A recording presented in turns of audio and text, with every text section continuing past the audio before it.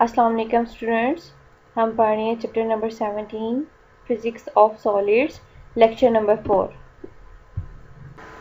Elastic constants को study करने के बाद अब हम elastic limit and yield strength study करेंगे। ये आपकी बुक में पेज नंबर 140 पे गिवन है। सबसे पहले इसमें हम प्रोपोर्शनल लिमिट को डिस्कस करेंगे। The maximum stress that a material can beer without losing straight line proportionality between stress and strain is called proportional limit. यानी कि अगर हम किसी ऑब्जेक्ट के ऊपर कोई फोर्स अप्लाई करते हैं और एज अ रिजल्ट उसमें स्ट्रेन की रेशियो भी उतनी इंक्रीज़ होती है, यानी कि उसमें डिफॉर्मेशन भी उतनी ज़्यादा इंक्रीज़ होती है, सो इस लिमिट को हम प्रोपोर्शनल लिमिट कहते हैं। जैसा कि हमने हुक्स लॉ में पढ़ा था कि अगर हम किसी ऑब्जेक्ट के ऊपर स्ट्रेस अप्लाई करते हैं और एज अ रिजल्ट स्ट्रेन भी इंक्रीजिंग ऑर्डर में ही होता है तो उसे हम कहते हैं कि ये प्रोपोर्शनल लिमिट है। प्रोपोर्शनल लिमिट को सिग्मा पी से रिप्रेजेंट किया जाता है। Elastic limit, the maximum stress that a material can beer without any permanent change in shape is called elastic limit. For example, हम किसी ऑब्जेक्ट के ऊपर कोई स्ट्रेस अप्लाई करते हैं या किसी यूनिट एरिया के ऊपर कोई फोर्स अप्लाई करते हैं और एज अ रिजल्ट उसमें स्ट्रेन प्रोड्यूस होता है, और जैसे ही हम उस फोर्स को रिमूव करते हैं और बॉडी अपनी ओरिजिनल शेप में वापस आ जाती है तो इस लिमिट को फिर हम इलास्टिक लिमिट कहते हैं। इलास्टिक लिमिट को सिग्मा ई से रिप्रेजेंट किया जाता है। Yield point, a point at the end of elastic region after that the material deforms permanently is called yield point। ऐसा पॉइंट जिसमें अगर हम इलास्टिक लिमिट को इंक्रीज कर दें, इलास्टिक लिमिट के ख़त्म होते ही वो ऑब्जेक्ट अपनी ओरिजिनल पोजीशन में वापस ना आ सके, तो ऐसे पॉइंट को हम यील्ड पॉइंट कहते हैं।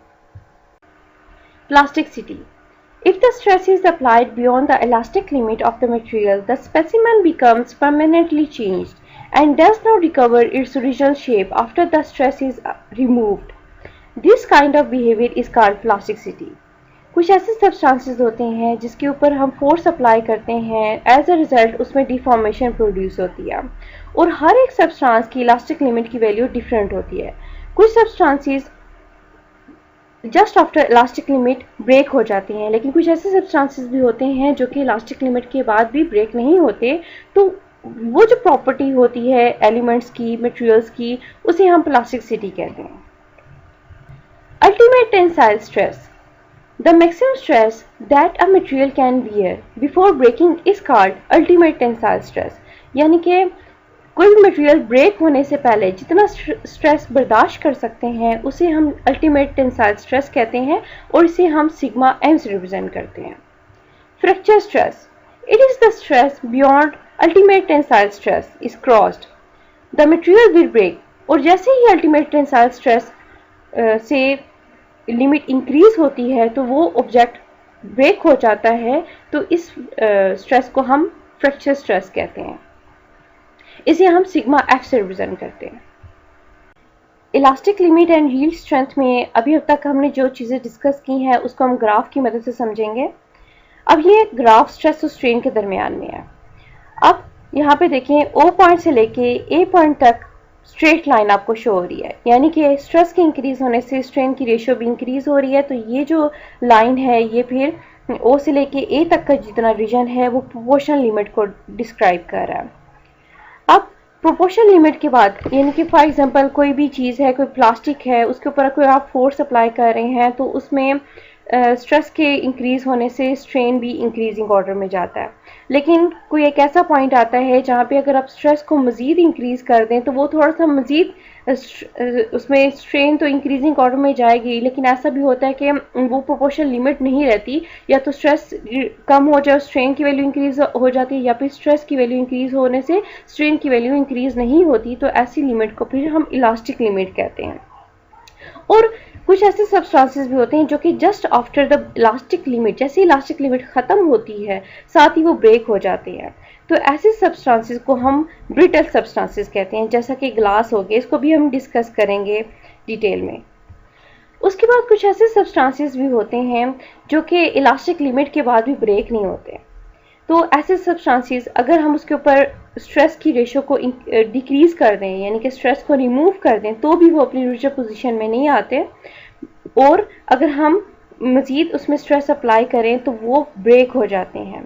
तो ऐसे सब्सटेंसेस जो कि इलास्टिक लिमिट के बाद भी ब्रेक नहीं होते, ऐसे सब्सटेंसेस को हम डक्टाइल सब्सटेंसेस कहते हैं। इसको भी अभी हम डिटेल में स्टडी करेंगे। और ये जो प्रॉपर्टी होती है किसी भी सब्सटेंस की कि वो मज़ीद स्ट्रेस अप्लाई करने से ब्रेक ना हो, तो और लेकिन वो अपनी ओरिजिनल पोजीशन में भी ना आए, तो ऐसी प्रॉपर्टी को हम प्लास्टिसिटी कहते हैं, जो कि भी हमने डिस्कस किया। उसके बाद अगर हम मज़ीद इसमें स्ट्रेस की रेशियो को इंक्रीज करते जाएं तो एक ऐसा पॉइंट आता है जहाँ पे ये मटेरियल्स ब्रेक हो जाते हैं। इस पॉइंट को हम फ्रैक्चर पॉइंट कहते हैं, जो कि इस पिक्चर में डी पॉइंट से रिप्रेजेंट किया गया है। स्ट्रेस और स्ट्रेन की कर्व के अकॉर्डिंग हमने मटेरियल्स को दो टाइप्स में डिवाइड कर दिया। कुछ मटेरियल्स होते हैं जो कि just after the elastic limit break हो जाते हैं। ऐसे मटेरियल्स को हम ब्रिटल मटेरियल्स कहते हैं या फिर ब्रिटल सब्सटेंसेस कहते हैं। ब्रिटल सब्सटेंसेस को हम इस तरह से डिफाइन करते हैं, the materials which break just after the elastic limit is reached is called brittle substances. यानी कि ऐसे सब्सटेंसेस जो कि इलास्टिक लिमिट के फ़ौरन बाद ही ब्रेक हो जाते हैं, उनको हम ब्रिटल सब्सटेंसेस कहते हैं, जैसा कि ग्लास, हाई कार्बन एक्सेट्रा। कुछ ऐसे सब्सटेंसेस भी होते हैं जो कि इलास्टिक लिमिट के बाद ब्रेक नहीं होते, लेकिन वो वापस अपनी ओरिजिनल पोजीशन में नहीं आ सकते। ऐसे सब्सटेंसेस को हम डक्टाइल सब्सटेंसेस कहते हैं। इनको हम इस तरह से डिस्क्राइब कर सकते हैं कि the materials which undergoes plastic deformation until it will break is called ductile substances. यानी कि ऐसे सब्सटेंसेस जो कि अपनी अगर उसके ऊपर से स्ट्रेस को रिमूव भी कर दिया जाए तो भी वो अपनी ओरिजिनल पोजीशन में वापस ना आ सकें, तो ऐसे सब्सटेंसेस को हम डक्टाइल सब्सटेंसेस कहते हैं। For example lead, copper, iron, plastic etcetera.